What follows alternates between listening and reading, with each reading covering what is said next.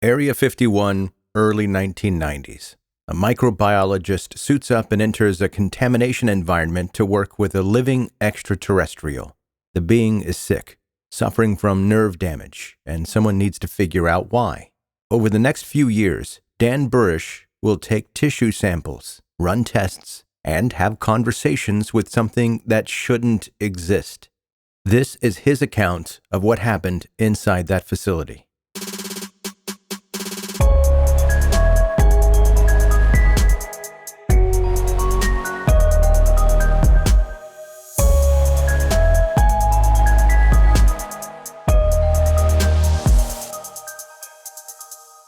So, Dr. Dan Burisch has a PhD in microbiology from SUNY Stony Brook, bachelor's degrees from UNLV.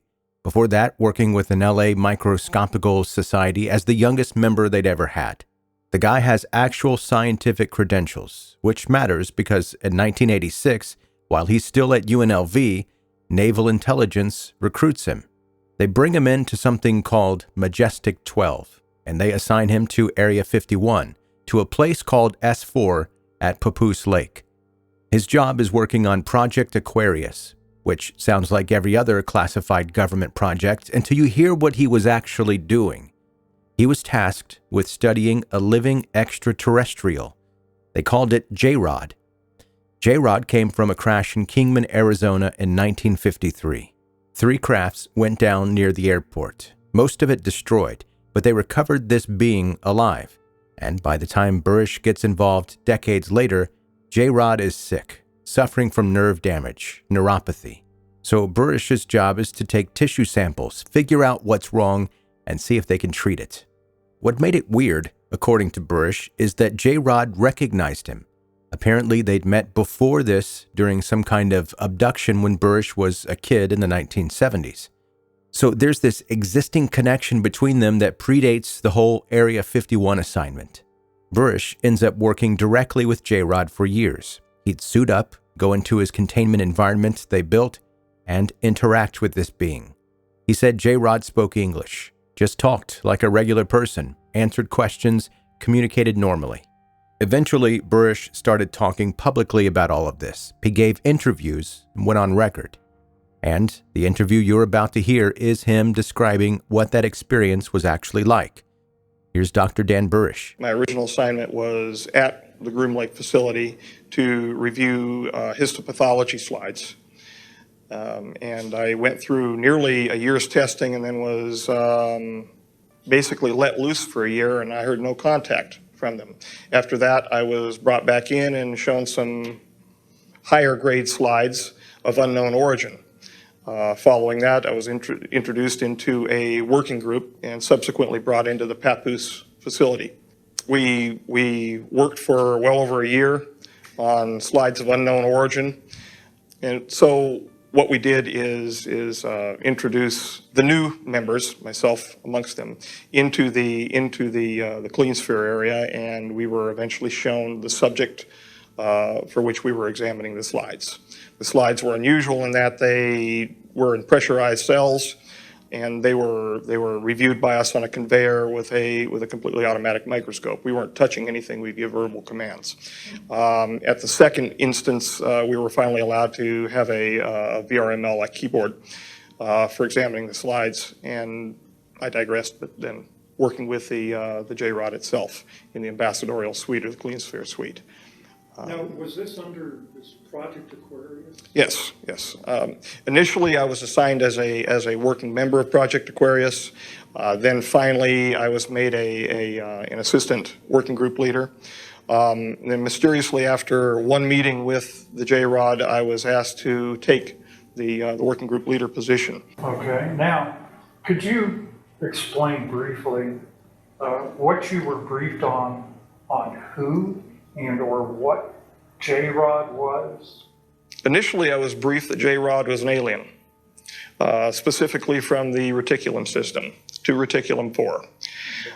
I had no idea the truth. Yes, from 2 reticulum 4 now, but I had no idea the truth of how they came to be. I found out subsequent to interactions with the J-Rod And again, they have personal names. The term J-Rod simply means 15, which was a basing name for where they're located, the number of light years from our location. So they took those names. There was a problem involving his physiology and his biophysiological communication with the craft went wrong. And of course, he's ill, as we know, with the MGUS and the paraprotein associated problems, and he crashed. I would enter into the clean sphere, and I was not supposed to communicate with the J-Rod at all. I was not supposed to know his name. The reality is we were communicating from the time that I entered into the ambassadorial suite external to the clean sphere, talking back and forth freely. I could hear whatever he was projecting at me from thought, and he could very clearly hear what I was thinking. I say hear, meaning perceive. Can you describe J-Rod to us, what he looked like and how he behaved? Yes, the gentleman with which I was associated was approximately 3.5 feet tall. He had a dark brown appearance, very ruddy appearance to his skin. He exuded glycoprotein-like material through pores on his skin, which was associated with the neuritis, the neuropathy that with which we were dealing. Large head in comparison to torso, so the ratio of the cranial to the torso area would be larger than in what we would call a modern human being. Large, bulbous black eyes. When you look into his eyes, you feel like you're going to fall into his eyes forever. And I think that probably had something to do with the telepathic nature. Large arms, large length. 4 very thin, sinuous fingers. He was hunched over most of the time, could not support himself fully, given muscular atrophy. And that had to do with the peripheral neuropathy which he was suffering. So he would grunt and move toward me almost in a flopping fashion. Feet were large in comparison to what we would say our feet would be. He was unclothed 4. Yeah, he was unclothed, which bothered him. He wanted to wear clothing and was refused in every turn.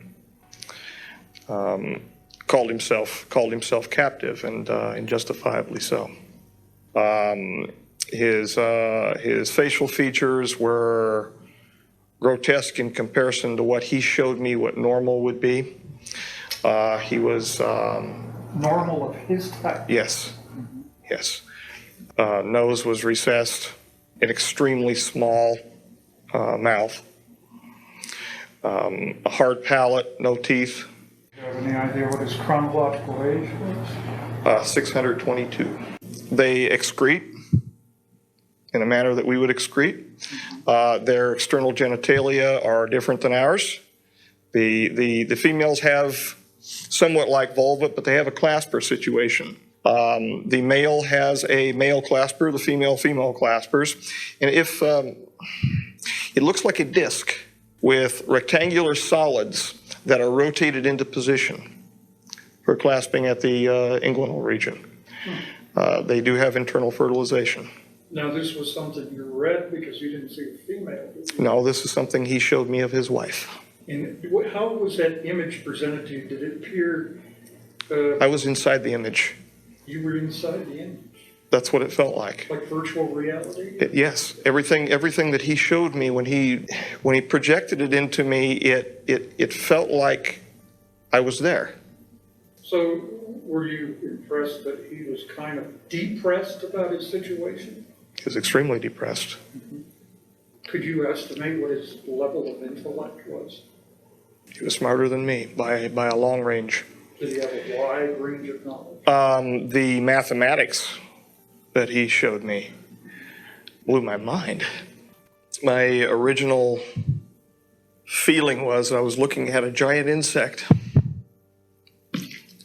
It's the best I can just off the cuff It looked like a giant insect, being dark brown and hunched in a corner, very insectoid in appearance. It almost looked like it had an exoskeleton. I felt afraid inside because I was always told that monsters weren't real. And now I find out they are, but they live in the heart of men.